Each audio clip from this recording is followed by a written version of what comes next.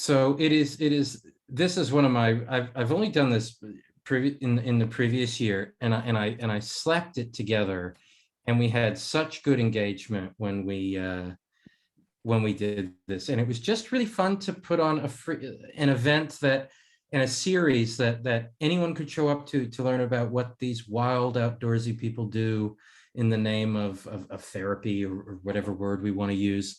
And I just wanted to quickly give a little bit of an overview of the rest of the week, because because you can't register for all the events.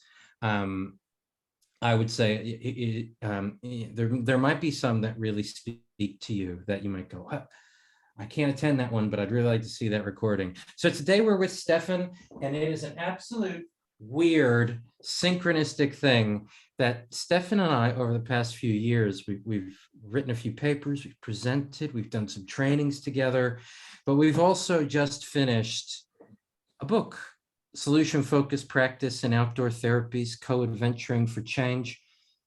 It's a cool book, and I have it. Stefan's country is going through a postal strike, so he does, even though it got shipped from the UK, I have mine in Australia, Stefan does not, which seems pretty unfair. But it just, I feel really proud of our friendship and our work together. And I have a resources PDF I'll give to you that has you can go buy that book if you want to, or you don't have to. I definitely feel really proud by it. And so anyway, not to take up too much of Stefan's time. Tomorrow, I'm going to just speak in Australian time, because I think that's where a lot of people are coming from. I'm making a wild generalization there. But tomorrow morning, we start with Lynette Nicol, and Lynette's private practice in Canada. She goes up into very remote Canadian First Nations populations to do social work services from an adventure therapy lens, and it's really amazing. Margaret Asher, I worked with in Alaska in 2012, and Margaret is just an absolute guru, and her wisdom on risk management and keeping clients safe outdoors is remarkable. We have Unda from Latvia, and I've only met Unda in June of this year in Norway at a conference, and I was blown away at how professional and new and exciting and innovative the Latvian community is. And I'm probably super generalizing there, but I thought absolutely amazing. Charlene James works in Australia, and she runs travel projects, taking young people in out-of-home care to travel internationally. We have Ben Knowles. He was pivotal in the founding of the Australian Association for Bush Adventure Therapy, is a narrative practitioner, and is doing some PhD research that's really interesting about keeping clients safe, both emotionally in regards to a trauma-informed lens, and physically in the outdoors. We did invite a police officer, which is kind of awkward considering I spent most of my adult life, well, and my youth, trying to avoid the cops. But we've got Mark Cartner, who is just a dear friend of mine, who just runs one of the coolest, most innovative school-based programs and crime prevention programs. Then we have Graham Pringle, another dear friend, co-author, just an absolute authority on complex trauma and human rights and dignified approaches to therapy in the outdoors, and he'd probably cringe at the word therapy, at working with young people in the outdoors. And then Doug Mazinski, he absolutely killed it last year, so we had to bring him back.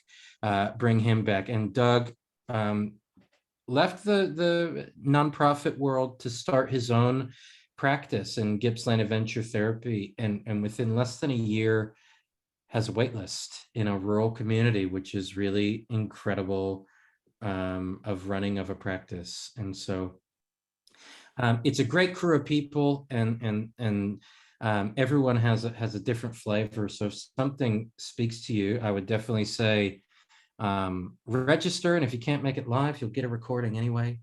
But I'm really excited to have Stefan here.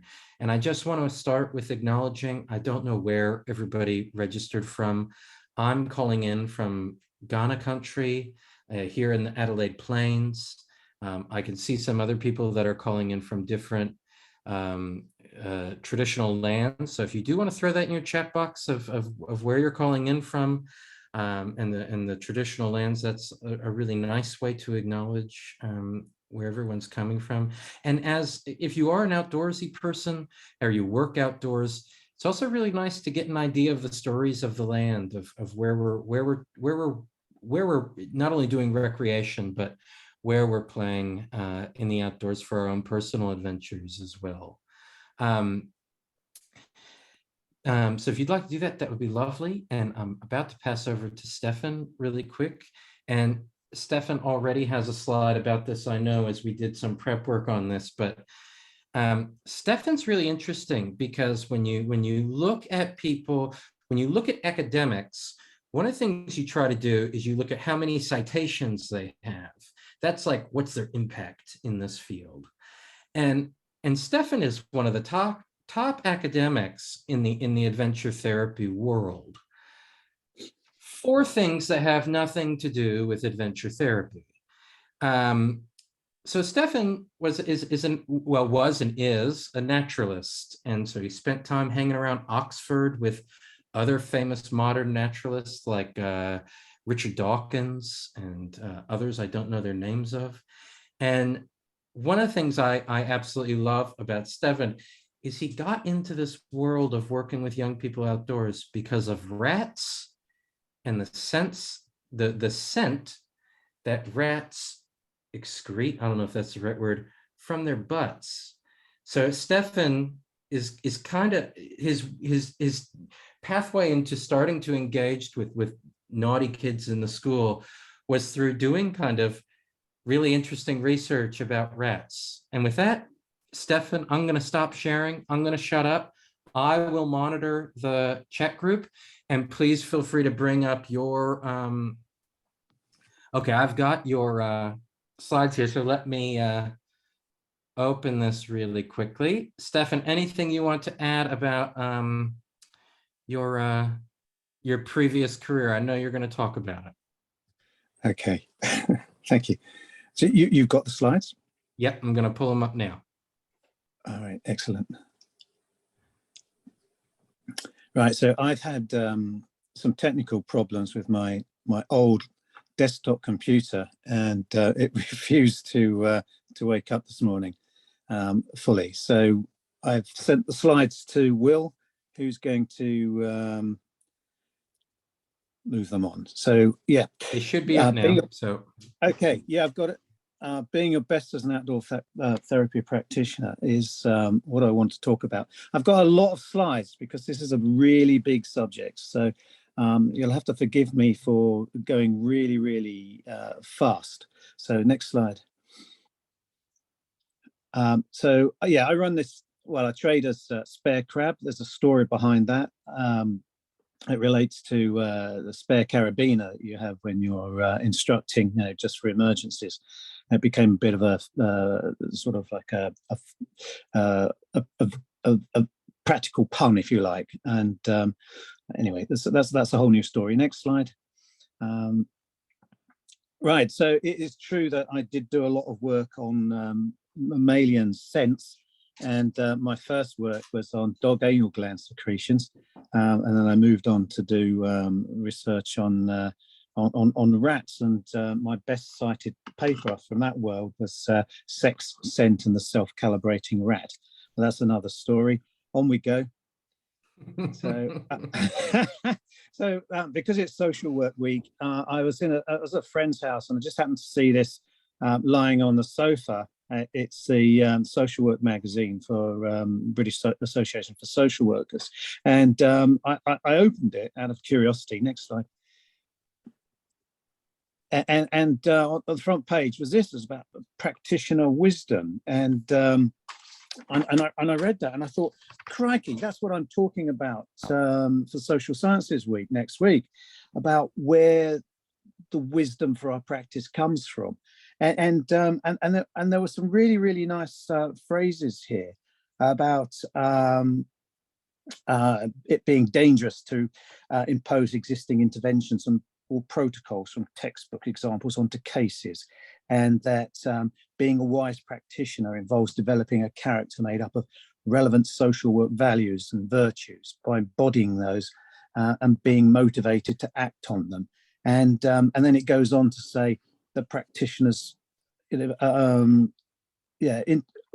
interventions being informed and shaped by virtues, and practitioners' recommendation would be made out of empathy, respect, humility, compassion, and honesty, based on an understanding and analysis of the client case, reflecting open-mindedness, impartiality, and objectivity. I thought these were brilliant things, and that we need to learn how to be, among other things, open-minded, generous, respectful, empathetic, compassionate, and to appreciate and embody virtues such as integrity, social justice, service, and dignity.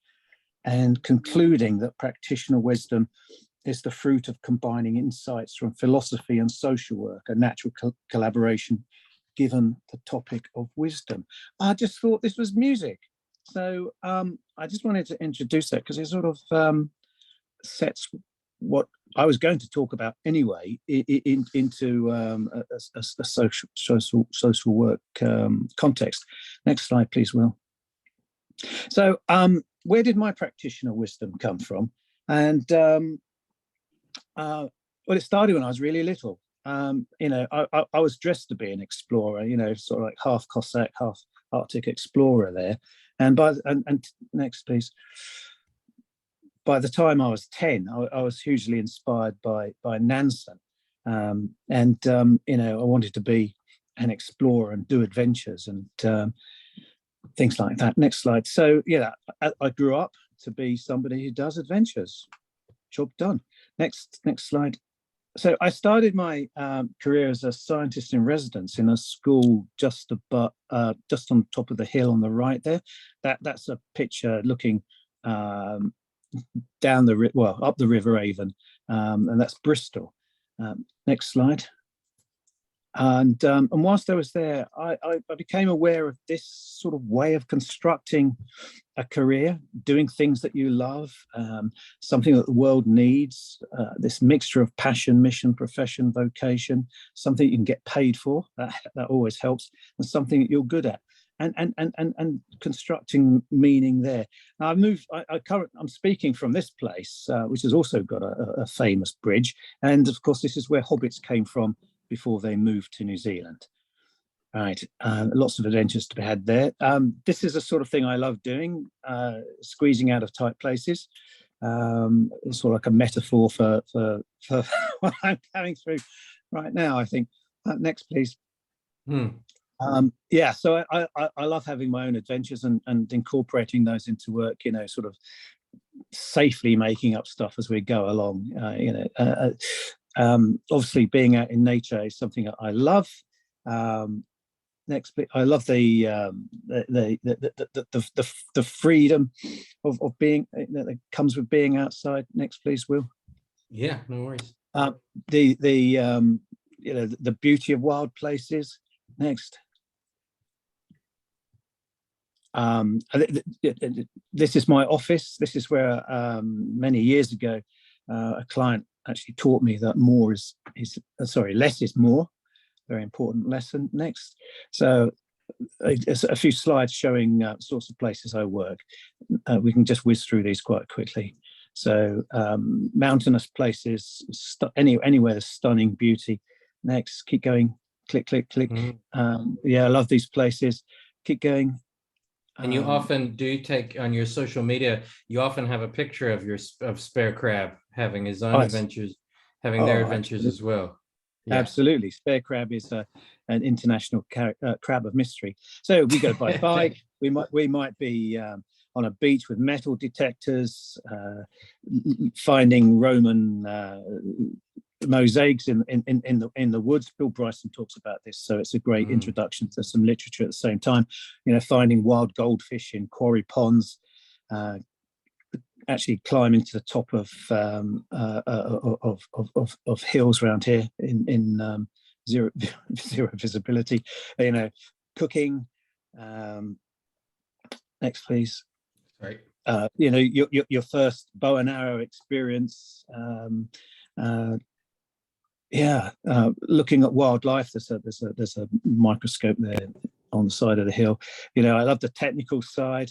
Spare crab again, lots of technical side. This is deep in a Welsh mine, rigging up an awesome traverse. Doing really scary things with clients, sitting on ledges, in caves, on the side of cliffs.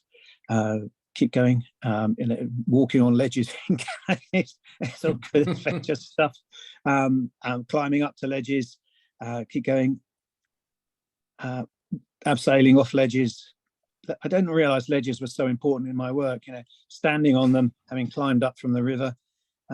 Keep going. Paddling. This is a particular good river. Hitting rocks to find fossils. Always a good example. We didn't find those. Those are in the museum. But the idea. Doing.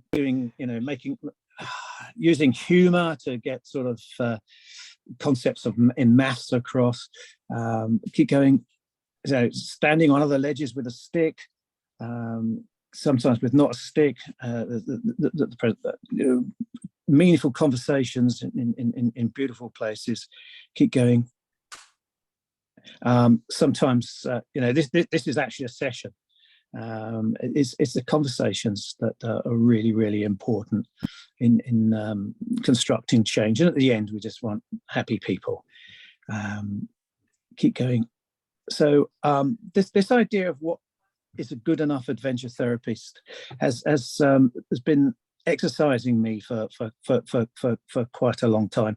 2016, I wrote a master's thesis on perceptions of professionalism, and I've sort of been dining out on it ever since.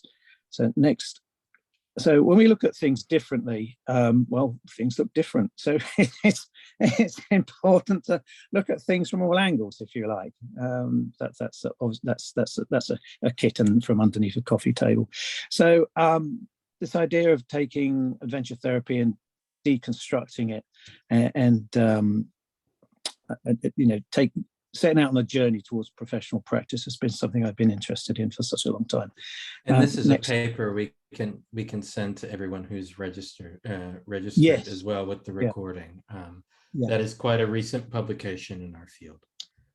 Yeah. So whatever we're going to make of this thing called adventure therapy, it's got to fly. Next. In the absence of any sort of really sort of universal training for this field, people make it up themselves, and that's quite interesting. I was really excited to notice that a lot of convergent evolution, if you like, on people, how they go about constructing their own professional identity across the world. It's really, really interesting. So over here in the UK, this Maslow's hierarchy of needs features in quite a lot of outdoor instructor training. People are generally aware of this, and it could be apocryphal. But we know that forming good relationships is very, very important in getting good outcomes, and adventure activities are really, really good at helping construct really good relationships where we can establish trust and codependence and co-reliance, all that sort of good stuff. You'll know that Will and I are very interested in the idea of co-adventuring for change. How we go about bringing therapy into our work is an interesting question. Next, please. Right, so obviously, if we're out in the wilds, we need technical competence. Next. We need to know how to tie ropes to trees, for example. Next. We need to know how to recognize dodgy Not dodgy anything, actually. Next, please. Yeah, unsafe stuff. Yeah, unsafe stuff. Yeah, that's right. We've obviously got to be good at navigating, and that's a powerful metaphor, really, because it's not just like finding ourselves on a map, but we need to be able to navigate the therapeutic input and also our relationships. Very, very important. We need to be competent in a whole load of other stuff. Most importantly, we need to be on whatever it is we choose to do. We need to be on top of best practice with those hard skills. Can I jump in really quick, Yeah, Stephen? sure. Because you are someone, I was just doing a presentation with Tanya Janwala in India. It was myself and Graham Pringle, who's presenting on Friday for Social Sciences Week. And we were all joking about the level of work you've put into being at least competent or proficient in a lot of different skills. Can you say just really quickly a little bit about, like, you review guidelines and things like that for the caving associations in England? Is that am I saying that right? Yeah. I've got the top ticket for instructing and leading in caves in the UK. It's a bit like being a mountain guide underground, I guess. I sit on the council for British caving, and the national governing body, and I sit on a panel that writes the guidelines, if you like, and practice manuals, and oversees the training assessment of cave leaders. So I'm also a summer and a winter mountain leader, 5-star canoe.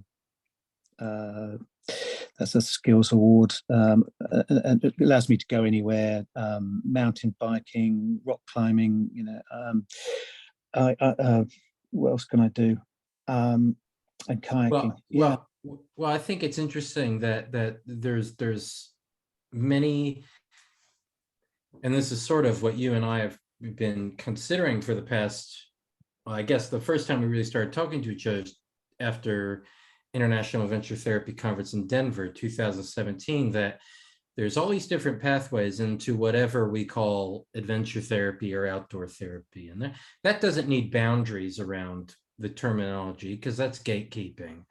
Mhm. But there's times when the highly skilled outdoor facilitator enters the field and goes, I'd like to make this a little bit therapeutic and do this from a therapeutic angle. Then there's the therapist who comes in the field and goes, I'd like to do this outdoors. And then you can have someone from a different kind of equine therapy. They might not always associate themselves with adventure. There's many different things that tend to happen outside. Yoga can happen outside. That doesn't necessarily fit under that person viewing that as adventure. So I think sort of what you're saying, and I think this is so good, is know where the boundaries of your skill levels are and what you're equipped to do, and also figure out where is there avenue for me to learn more about doing this safely, robustly, and technically. Is that sort of correct? Yes, that's absolutely correct. And I'll come to that later. I came to this from the world of adventure, if you like. I don't know. Some of the early work I did on looking at rat populations on a small island off the coast of Devon here involved abseiling off a cliff to put traps out for rats and things, and that was before licensing really took off in the UK. So you could do anything you liked then, really. And unfortunately, there was a tragic accident in which lots of young people died in kayaks on the sea.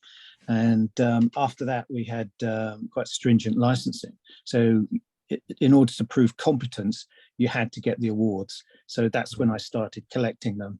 And I didn't want to be constrained to just hill walking or just rock climbing or something, I wanted to be able to offer a menu of adventures. So that's why I've collected so many many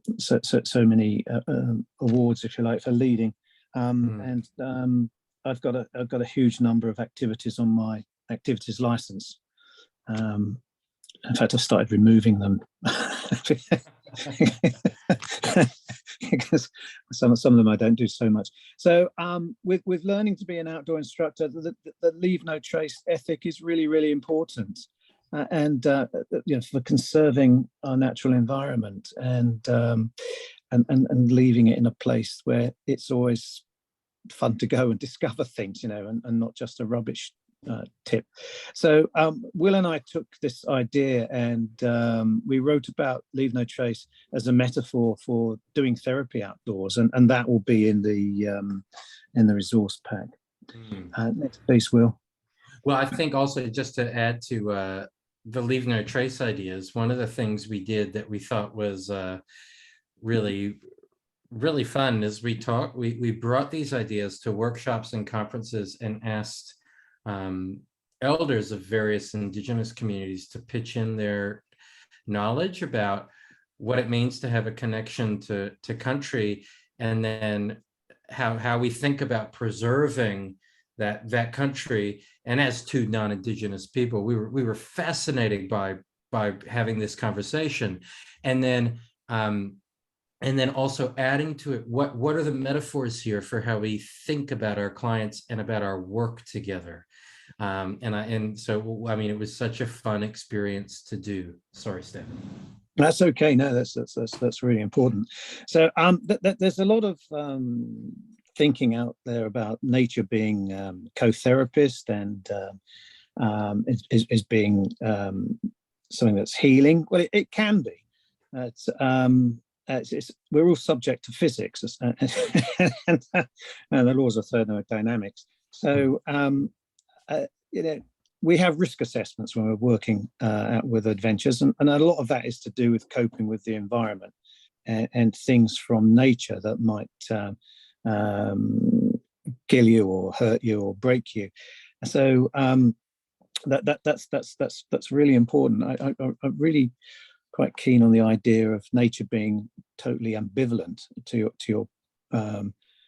your presence. So if you're going to make good of nature as a co-therapist and to use it as a healing thing, you've got to be really careful, and you've got to put a lot of thought into that. You can't just sort of well, you can, people have done it, and sort of wander off into a mountain environment without any idea of how to get home.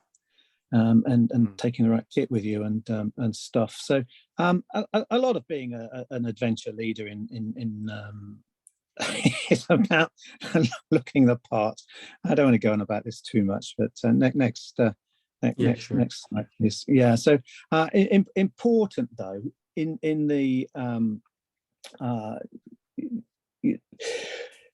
doing of adventures is that sort of being in it together. And I quite like this phrase about the interaction between a practitioner and everybody else, people sort of taking the participants, if you like, is what we do together and how we interact. That's a subject of a whole new talk, actually. We mustn't ignore landscape. Landscape can be such a powerful metaphor and can sometimes trip you up and always surprise you. I have a memory of taking someone into a cave, and we squeezed through some rocks and through this little tunnel, and came out into a big room where the rocks on the floor are all jagged because they'd fallen off the ceiling sometime in geological time, and the person I was with said, "Oh my goodness, this place is so broken," and that's exactly how I feel. So yeah, watch out for that sort of thing, and you've got to know how to deal with it. Next. Okay, so as instructors, we're used to being useful. Next, please. So we need to be useful in our therapy. The idea of pedagogy is so important. The science of how we learn, and I'm particularly fond of liberationism, and that links back to the Maslow's hierarchy of needs, and that you can't teach anyone anything if they're hungry, and that learning should be a democratic process. There's a lot. Go on. And well, that can be a challenge to a lot of our view of adventure, that we have to be miserable in the outdoors, and we have to be tired, and we can't just be in a human nature kinship together, feeling safe, even though there's very real dangers in the outdoors. I really like that. Yeah, absolutely right. You know, in the outdoor world, there's a sort of what I call the wilderness Olympics. You know, everything's got to be higher, deeper, muddier, colder, wetter, further, faster. Whereas quite often, just sitting on a hill and doing nothing can be, or sitting under a tarp when it's raining, and it can be quite therapeutic. The question of why. I try not to use that question in my own sort of therapy, but I really like this cartoon. You know, if you want answers to why, go take a philosophy class. Next question. So philosophy is really important to, you know, as one of the components of being a proficient practitioner. Next, please. And there's a lot to choose from, and it's fun to read. And next, please. And it sort of works like this. And next, please. and there's this big trap of believing everything you think. So next, please. So we have to be scientific, and Will and I are both doctors of philosophy for different reasons. What we've got in common is a rational investigation of being, knowledge, and right conduct. You know, the critical study of basic principles and concepts. These sorts of things. Yes. So it's not just sort of sitting around thinking. It's about doing science. Next, please. I also think there's something about and this is something we do in a lot of our and teaching, and not that I'm any sort of expert on this at all, but we can get into a rut when we walk into a conference, or we're going to go sit at a lecture that's from a different theoretical perspective, and we can get in the rut of going, I would never do that, while not understanding the philosophical grounding of where that person came from. And so that involves cultural context, religio-spiritual context, all these different ideas of where did these things come from in time and space. And so that's really important when we think about how we interpret or critically analyze someone else's point of view. It's something we don't talk about enough, is why adventure why the outdoors from a philosophical perception in our field. It's probably a pretty big gap in our own literature. Oh, absolutely. And that's in our Leave No Trace paper, we talked about willful unknowing, which is a sort of willfully making a conscious decision not to find out about cultural influences in our work, for example. So philosophy can be fun. Here's a whole load of philosophy applied to donuts, though a lot of us in the adventure world, if you like, are driven by this sort of idea. Next, please.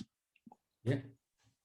So, which takes us next to ethics. So these are spirit levels, and things can be wrong on so many levels. Ethics really important, and it's one. I just want to touch on this briefly because it's quite a controversial thing at the moment in our field. Having an ethical code is one of the things that stops adventure therapy. A universal ethical code stops adventure therapy becoming a profession, in my opinion. We'll come to what being a professional is in a moment. So next, please. Leadership, so important. I mentioned relationships earlier, and the relationships are absolutely critical. And Well, when we become an adventure leader, we've got a lot of things to play with, and there's a huge risk of damaging the therapeutic alliance if one is clumsy. Next, please. So you walk a thin line, if you like, between being a therapist and being an outdoor leader. It's really important to get the balance right. Next. Because working therapeutically, we've also got to be instructors, coaches, safety advisors, guides, leaders, and technical experts. And some of that involves telling people what to do. And that can be where things go wrong. How do we go about having those important conversations I mentioned earlier? And this idea of a world cafe has been around for quite some time. A sophistication of it is host leadership, which is the subject of a whole new webinar, if you like. Next, please. So in this, there's a chapter on using host leadership. The analogy is like hosting a dinner party where you're in charge of who you invite, letting the right people in through the door, making sure everybody's looked after, connecting people, making networks run, and then making sure that the theme for the evening is something everybody agrees on, all this sort of stuff. So in that last book, there's a chapter on how to do that for in adventure therapy. So it's a long journey. Next, please. And then the elephant in the room. So next, please. So when we go, and I'm talking about counselling, and at the very basic, you need to be a very good listener and an active listener. And that means paying really close attention to what people are saying, and the paraphrasing and making sure, helping people feel listened to. That sometimes can be enough. Deep conversations, obviously, priceless, and doing the activity can be quite therapeutic. Just being in nature can be quite therapeutic. For me, there's more, and that's the therapy, the change has to be captured with the conversation. What sort of therapy do we choose? There are lots. There's also lots in the umbrella of adventure therapy. We have adventure therapy, wilderness therapy, outdoor behavioral health care, bush adventure therapy, nature-based therapy, ecotherapy. That list goes on and on, and we can get trapped in the name game of that.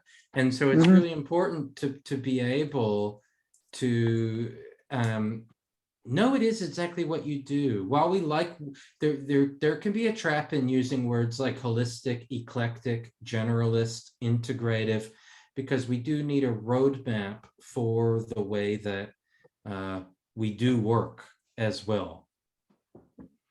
Yes, that's right. And one of the challenges of all those approaches is sort of working out what they've got in common, and that was one of the things I really liked about that article. It's good having all that variety. I think it's really important from an evolutionary point of view, if you like, but there's got to be a consensus on what it is that we do. And when definitions are too broad or unreliable, there's that mistaken assumption that there is a body of knowledge that we can refer to, and it's not always the case. So there's this really important paper about all therapies being as good as each other. That's probably in the resources too. Next, Will. And this too, it's if all therapies are as good as each other, it comes down to the practitioner making the difference. And how do we know if we're doing a good job? Well, we have to ask, is this Mm. working for you? Are you getting what you want? So we have to be able to handle data and to do a little bit of basic statistics. Next, please. Really, really important is contracting. So agreeing what we're doing with this adventure experience. What's it for? Counseling skills. Be aware of this fundamental components of the humanistic approach: congruence, unconditional, positive regard, and whatnot. Training to be a professional counselor, it takes a lot of time, a lot of money, and it's not an easy route. In the UK, the badge you want is that at professional standards accredited register. You need to be on that to be able to call yourself a counsellor. Oh yes. So it's no surprise that because I've written a book with Will, I'm really keen on solution-focused idea, and there's lots and lots of reasons for that. Next slide. So professional versus non-professional, does it matter? Next, please. So there are lots of rules that you have to negotiate on the professional side. And next, and sometimes there's a lot going on that makes no sense, and you have to listen to anyway. There's been some studies about the difference between professional and paraprofessional, professional, non-professional counsellors. And really quickly, for the NHS, to bring in some context from Stefan's, where Stefan lives, is just last year they released a big study, and students on their placements actually outperformed the professional NHS therapists. So the idea of who can do this work and who can't, there's a lot of gatekeeping in that, and that can be really tricky. So we always want to make sure we're grounding ourselves as informed by the evidence of who can do this work. Absolutely. Next, please. Yeah. And these are the reasons that non-professionals were as good as or outperformed professionals. Tended to be more authentic, less likely to apply labels, more likely to stay safe. Clients attributed the success of the work to themselves. Difficult cases were referred on, limited caseload, really highly motivated to help, more likely to be culturally compatible, to give more time to clients, and less likely to give advice. Moving on from that, staying on. I mentioned earlier that we need to stay on top of our game. That's so important. Next, if you're going to be self-employed doing this sort of stuff, you need to know about this sort of stuff. Next. And that becomes really, really important. And the trick a lot of people miss out is not linking their insurance needs to their risk assessments.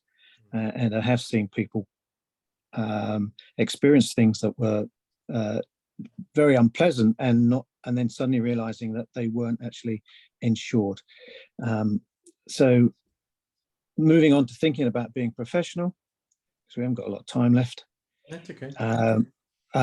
So I noticed this some time ago, and Will's already mentioned this too, about the diversity of approaches, which makes our field very rich. Nonetheless, next, please. Right, so 3 tests of status of professional. We need to be clear about the body of knowledge. I've mentioned that can be a bit of a problem.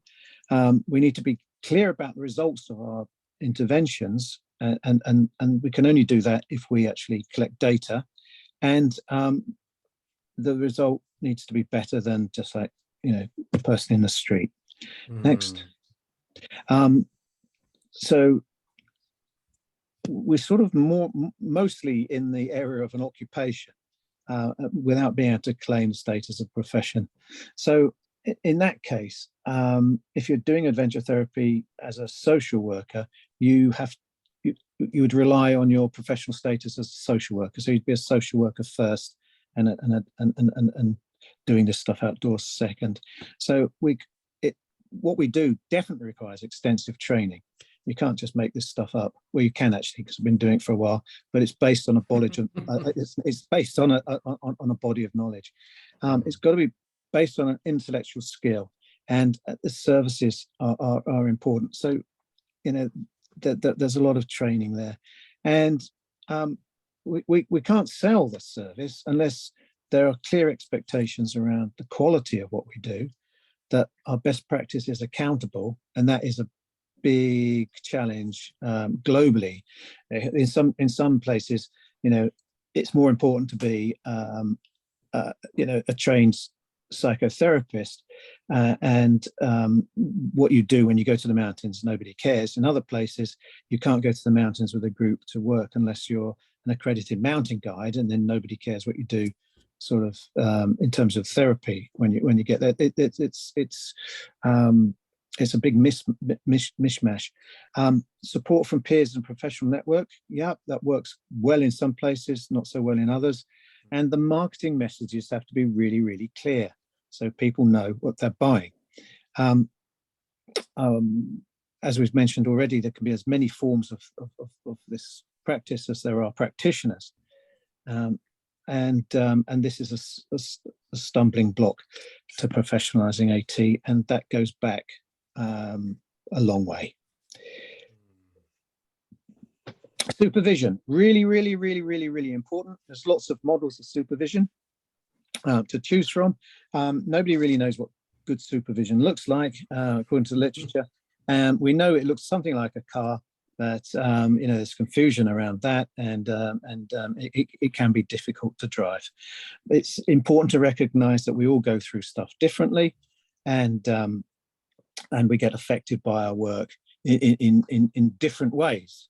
And to make sure we stay on the straight and narrow, supervision could be a good thing. So practitioner burnout is certainly a thing in this industry, and for me, it's such a waste. And I'm quite concerned to do as much as I can to fight that, if you like. Next, please. So there's a lot of sort of folklore out there about looking after yourself. Next. The literature says that you know, avoiding burnout. Well, burnout it can be done, and if you avoid the you know, these critical markers, if you like. So burnout will happen when you have overwhelming demands and a lack of support from your management, lack of autonomy, nobody trusts you to get on with your work, micromanagement, that sort of stuff. People in the office or the team don't actually get on. That you lose faith in what your employer's core activity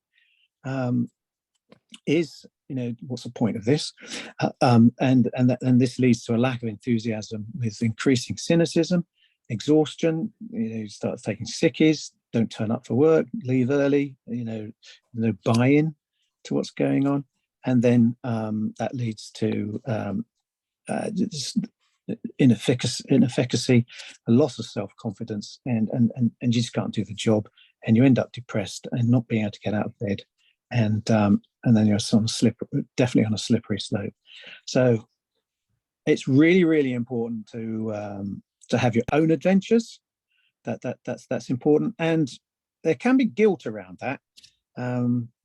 You know, going off to have fun when you should be working, or you feel that you should be working, or that your responsibilities lie elsewhere, and going off to have fun is it just doesn't seem right. But it's not like that. You need to keep on top of your game. And a criticism that's often leveled at adventure therapy practitioners is, oh, how comes you're so knackered? You're just outdoors all day playing at the explorers, or, you know, rock climbing or caving. You're just having fun. You know, how can you be knackered? So that explaining that is a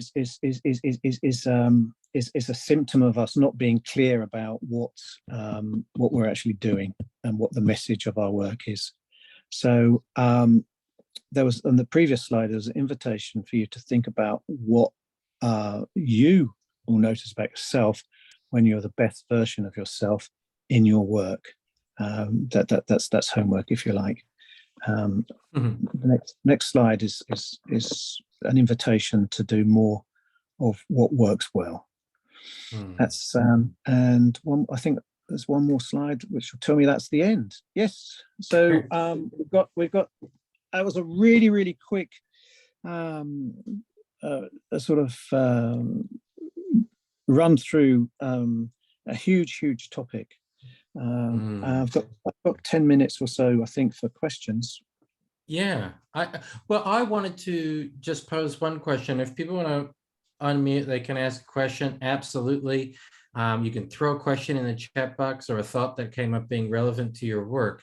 One of the things, so Stefan and I, for context, for some folks, we formed our sort of professional friendship and real friendship because someone came up and said, you talk about solution focus, Stefan talks about solution focus, you two have to meet. And when we met, it was like, okay, we've got a similar language to think about. But one of the things that always blew me away in my discussions with Stefan was that it was always really amazing. I mean, I think, Stefan, you're probably an overthinker, but this is a good thing. I'm going to give you some negative, positive feedback here. That to think about pedagogy, licensure, outdoor adventure tickets that we need, insurance, business, it goes much deeper than simply using the terminology that we discuss. And that has always been really, I have always really found that really helpful to think about, that there is a lot more about this work, and about professionalizing our field, whether that's a good thing or bad thing, but even just being professional in our field, that is really important. And so I've really enjoyed continuing to learn about how deep this can all go, when we keep trying to get better at it. Definitely. The philosophy, is something I'm learning more and more about all the time. And that question of, how do we generate meaning? That's really important for our work, because if it's not meaningful for the people we work with, then what are we doing? And there's so many ways that meaning can be generated. And with that, it's so important to have some sort of theoretical skeleton to our work, so that we've got something to hang our practice on, and that helps us to work out what's important.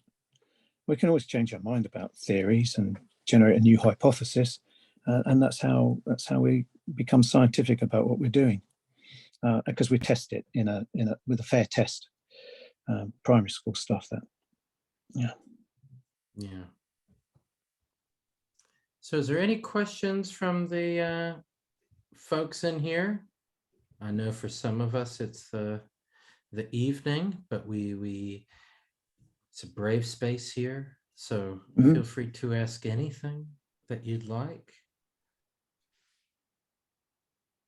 Or if not, I can just keep asking questions of Stefan, because I have a few notes that I've written down here, if that would be useful. So Yeah. I guess I've attached the resources, which has loads of different stuff in there, if you'd like to download that. Stefan, we both came across the word co-adventuring in two different ways. And so I was wondering, you talked about construction, that in the world of social construction, we're looking at constructing change. And so that means between two or more people that change is constructed and meaning is made. And when you add adventure, that means the adventure is the container for which this change comes, if you will. Can you say something about co-adventuring and what that means to you? Well, it starts right from the very beginning of a new piece of work when a discussion is had about you know, I often work one to one, and I'll have an assistant, and you know, there are two of us and one of you, not because if you kick off, we're going to wrestle you into a puddle, but because one of us, and it could be me, might have an accident. I could hurt my foot, or my, you know, rock could fall on my head, or um, you know, I could slip on some wet logs or something, and one of us has got to go and get help, and one of us has got to stay. And it could be you that stays and looks after me, or it could be you that goes to get help. So we've got to look after each other, and we've got to, you know, we've got to look out for each other, and if we see anything that's not quite right, we've got to let each other know. So it starts there, and I have a suspicion that is one of the most powerful or empowering conversations I ever have, where I take somebody who might be used to being told what to do, what not to do, where to go, where not to go, who to go with, and who not to go out with, and all, you know, just loads and loads of advice and instructions and rules, and then to be elevated to being sort of equally responsible for our joint safety. You know, is quite a mature place to be. So I'm very keen on developing this codependence and co-responsibility, and you know, within this framework of an adventure, which isn't my adventure, it's the young person's. I may have been to these venues hundreds or even thousands of times, but that doesn't make it tedious for me. Each time is very, very different, because I'm with a different person who's having a different experience, and that's something I've got to manage from a safety point of view, but also manage from a point of view of their experience of the adventure. You know, being able to allow certain freedoms to explore, because I know where the hazards are. So I can say things like, "Oh yeah, you go ahead. You know, just crawl through there. You know, there's a little bit of a boulder you've got to go to the left of, and then you'll come to a bigger space. You know, just wait there." And people tend to do that, and I think sometimes, certainly when you're new in this field, you know, to allow people time to explore and just to be, whilst, you know, you're sort of you're there with that sort of safety supervisor's hat on, though not intervening, because boundaries are set and respected. And you know, somebody who can't sit still in a class for 5 minutes can spend 4 hours looking for fossils on a beach.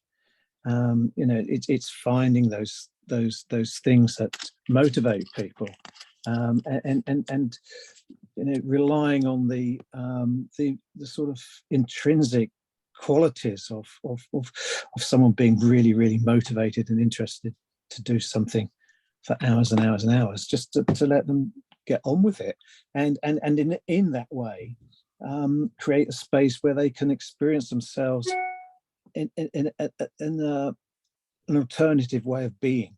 And that's what my therapeutic conversations are about, not goal setting and ticking boxes and things, but moving in the direction of a different way of being, which is much more enjoyable, if not more sort of useful to a life well spent. So Yeah. that's where philosophy comes in too. And I think that's a good place to wrap up. Something we've written about is the difference of what we call the killer Ds, your diagnosis, deficiencies, disabilities, deficits, disorders, that list goes on. And then how can we circumnavigate those things, which some practitioners find important, and maybe they have a reason for that. And we can get around that to go, how can we think about the crucial Cs? Where do people feel the most competent? Where do they feel curious? Where do they feel courageous to engage? and when do they feel most connected? Because if we can facilitate more of those crucial C's, is it possible that the killer D's become totally less relevant?